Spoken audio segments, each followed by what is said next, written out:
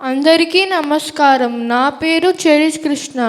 పాండవుల కౌరవుల విద్యా సభ పూర్తయిన తర్వాత వాళ్ళ విద్య ప్రదర్శించడానికి వాళ్ళు ఒక సభని ఏర్పాటు చేస్తారు హస్తినాపురంలో. అప్పుడు కర్ణుడు కూడా పాల్గొనడానికి వస్తాడు. పాండవుల కౌరవుల గురువు ద్రోణాచార్యుడు కర్ణుడిని పాల్గొనడానికి నిరాకరిస్తాడు. అప్పుడు దుర్యోధనుడు కర్ణుని తరపుగా మాట్లాడతాడు. ఆచార్యదేవా, ఏమంటివి? జాతి నెపమున సూతసుతునకు ఇంద్రులు అర్హత లేదందువా? ఎంత మాట! ఇది క్షాత పరీక్షే కానీ క్షత్రియ పరీక్ష కాకురదు. ఇది కుల పరీక్షే అందువా? నీ తండ్రి భరద్వాజుని జన్మం ఎట్టిది? అతి జుగుత్సాకరమైన నీ సంభవం ఎట్టిది? మట్టి కొండలో పుట్టిది కదా, నీది ఏ కులము?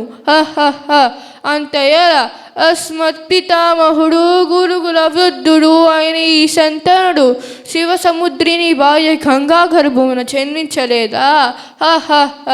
ఈయనది ఏ కులము? నాతో చెప్పిస్తురేవయ్యా. మా వంశాన్ని మూలపరుసు వశిష్ఠుడు దేవ వీషకు ఊరసి పుత్రుడు కాదా?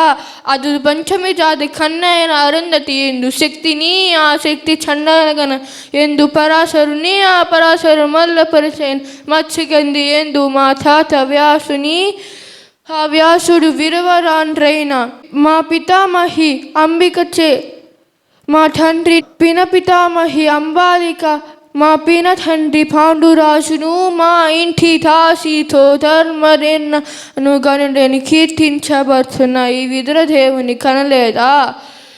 సందర్భాలు బట్టి చేత్ర బీజ ప్రాధాన్యులతో మా కురువంశమేనాడో కులహీనమైంది కాగా నేడు కులము అని వ్యర్థమాటలకు ధన్యవాదాలు.